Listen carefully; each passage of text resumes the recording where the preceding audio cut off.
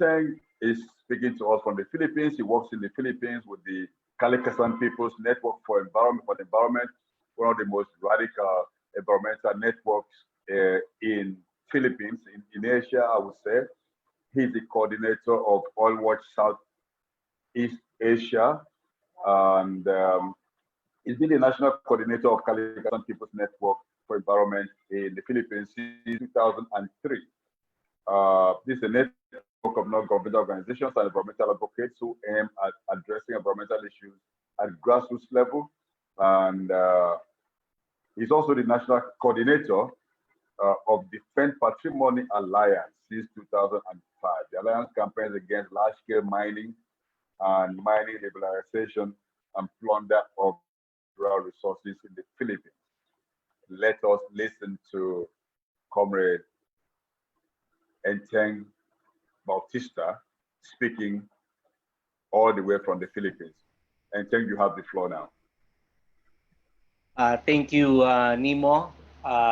Good morning, good afternoon to everyone. Strong solidarity greetings to everyone. Thank you for having me in this educational activity and for the opportunity to present the situation of energy industry and the struggle, a bit of struggle in Southeast Asia region. Congratulations to HOME for organizing this meaningful educational activity. I was tasked to present the energy alternatives in the Southeast Asia region. In this presentation, I will briefly discuss the general characteristic of the energy sector, the resources, and how the region and its countries are benefiting or not benefiting from our rich energy resources. I'll also provide a snapshot of our regional works and methods in our advocacy to have a sustainable, Asia-oriented, clean energy or power industry in Southeast Asia. Southeast Asia, on your slide, is composed of 11 states. Currently, it's have a population around 660 million people. Indonesia is the biggest country in the region, having the largest population of more than 250 million people. Indonesia also is the biggest Muslim country in the world. The region is composed of two geographic regions. If you could see on the globe that in your screen, the mainland Southeast Asia is one, or also known historically as Indochina. This is composed of Cambodia, Laos, Myanmar, Malaysia, the peninsular Malaysia, Thailand, and Vietnam. And the other one is the maritime Southeast Asia, or those countries surrounded by water, particularly the West Philippine Sea and the Pacific Ocean. So it's composed of the mainland Malaysia or Malay archipelago of Philippines, Indonesia, Timor-Leste, Brunei, Malaysia, and Singapore. Next slide, please. The region is one of the richest in the world in terms of energy resources. Both fossil and renewable energy are available, which are more than enough to provide the energy needs of the Asians and to make the countries or nation in the region progressive. For example, Indonesia and Vietnam are one of the biggest producers of coal in the world. Energy consumption in Southeast Asia nearly doubled between 1995 and 2015, growing at an average pace of 3.4% yearly. Natural gas contributed the largest share of 41% to the power generation mix in 2015, followed by coal, it's 33%, and hydropower, 16%. And hydropower is considered by the industry as renewable energy. Again, oil is the largest energy source in the region, mainly being used in the transportation sector.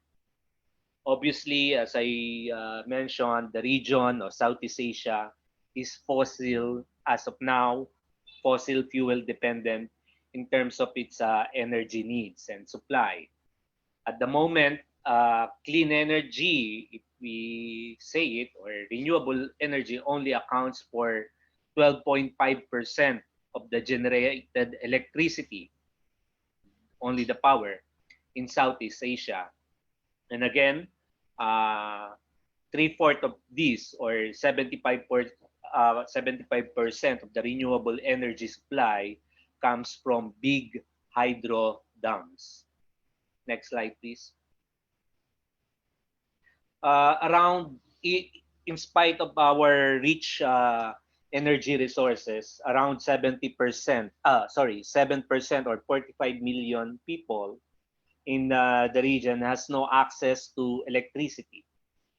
This does not include people who cannot connect or connect to the electricity grid or to power grid because of high electricity rate, because of the so much high incidence of poverty, particularly in the urban areas. Even though electricity available, there are still a lot of people has no connection, or therefore no electricity in their homes. The region falls well below the global energy efficiency average, meaning because of backward technology and mass poverty in the region, we consume more energy, but we produce lesser output.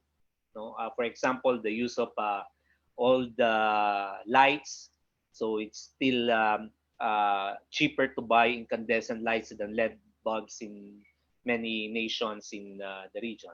Next slide, please. Also, Southeast Asia is fast becoming independent on imported fossil fuels. On the graph, you can see we are long been dependent to oil and diesel. Natural gas, there's so much natural gas particularly in the maritime Southeast Asia, but this is now fast depleting. So in the next several or few decades, the region is expected to be a net importer of natural gas. Next slide, please. So that's what I'm talking about. It's only fossil fuel. Aside from natural gas later on, we will be dependent to imported, particularly most likely to Australia and China. Next slide, please. As I mentioned earlier, Southeast Asia's growth in electricity demand is increasing now at an average of 6% per year, and it is one of the fastest in the world. In 2019, it was 80% higher than the consumption in 2000.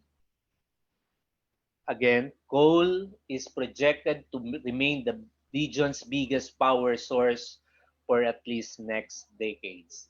This, in spite of coal and fossil fuels, are the primary drivers of climate change. Next slide, please. In the renewable energy, there is an increasing, a little bit of good news, increasing operation of power plants based on renewable. But at the same time, this is still lesser compared to fossil-based power.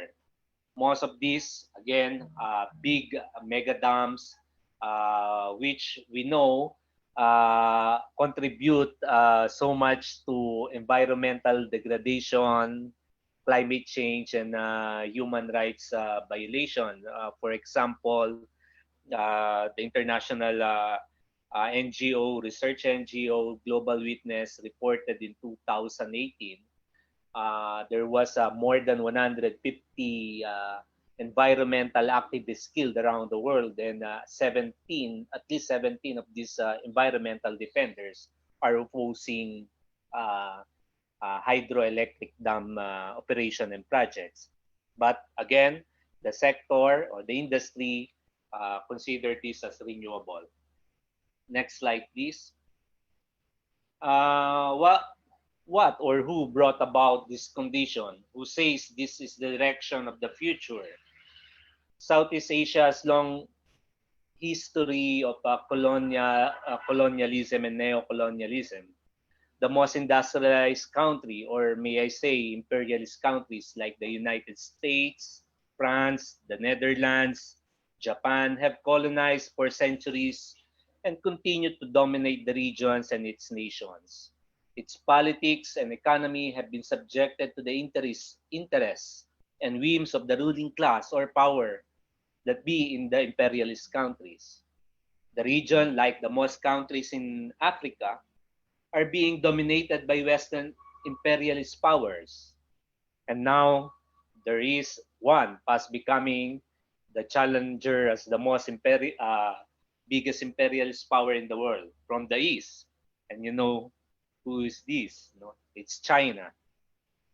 It is not a surprise that the same policies and recommendations coming from institutions and international uh, agencies like World Bank, Asia Development Bank, World Trade Organization promote and support this kind of energy situation or perpetuate this kind of energy situation and project that the region will still remain dependent on fossil fuels, not only fossil fuels, but also to imported technologies and products. Thus, corporations in northern countries, particularly now in the US and China, finance mega dams projects, coal power plants, and like what you're experiencing or a threat to establish nuclear power plants in the region. Next slide, please. What is our alternative? What is our proposal as Asians? The fight for energy self-sufficient, clean, and sustainable power industry in the region comes simultaneously or integrated in our struggle or the struggle of the people for their democratic rights, environmental protection or ecological integrity, national sovereignty, and independence. The nation in the region should have the independence to pursue their energy program or policy, which will genuinely benefit their people and economy, and not for the interests of the private corporation or foreign states. The energy industry development should be oriented towards to indigenous and renewable energy resources that are readily available in each country in the region. There should be a clear pathway and clear plan of decreasing and decommissioning power plants that are based on fossil fuels, such that priority will be given to research on technology that will harness renewable energy in the region. At all times, the development of the power industry in each country and in the whole region should be towards in meeting the demand of the people and providing their energy needs to live in a healthy, clean, and just society. How do we do this? Next slide, please. In the Philippines, we specifically laid out our demands, our alternatives to the government in terms of energy policy and program. We do this in different forms and in different venues like dialogues, advocacy, legislative lobbying, protest action, peace talks, and even at the international level, engaging the United Nations. But of course, the most important is the struggle of the communities opposing destructive and uh, dirty power plants projects like mega dams and coal power plants.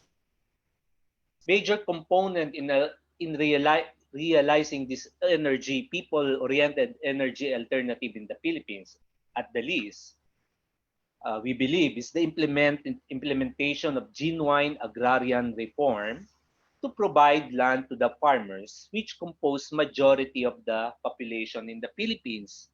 And we believe most of the countries in Southeast Asia region. It's still an agrarian-based economy.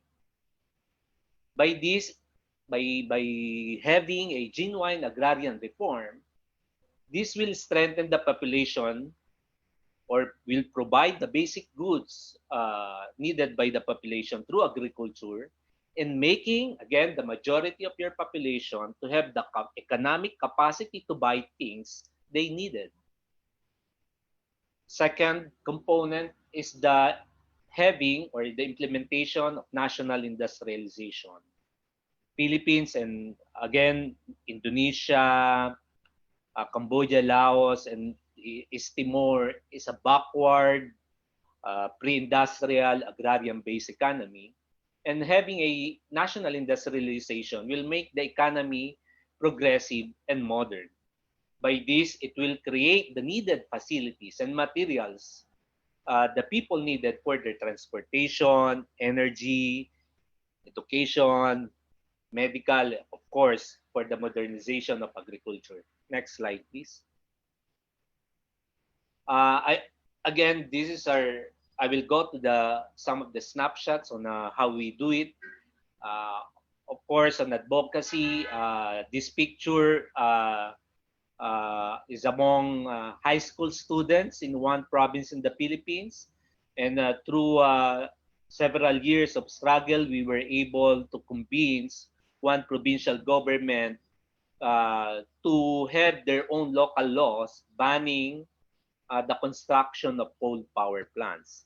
And this contradicts the policy of the national government. So that's one positive action. Next slide, please. Of course,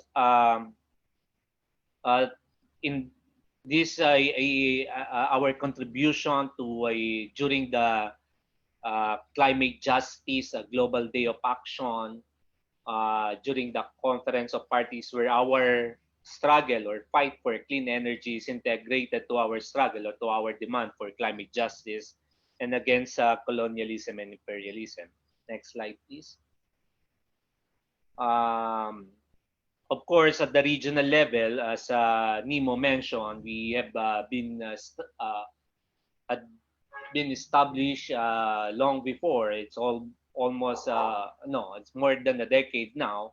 The Oil Watch Southeast Asia, or OC, which is a regional formation campaigning for climate justice and against fossil fuel consumption and production in Southeast Asia region.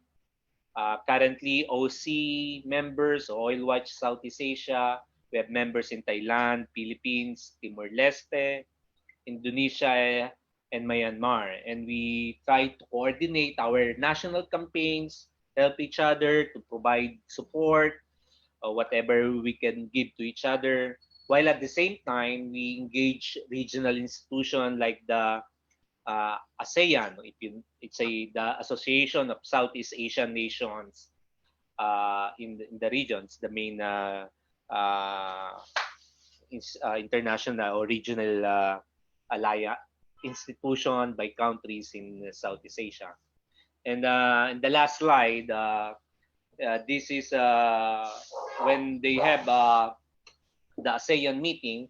Aside from doing conferences, forums, lobbying inside the ASEAN, of course, we had a protest. We had a protest action exposing the different issues, not only on the energy, but the plundering, the continuing destruction of our environment and depletion of natural resources in the region.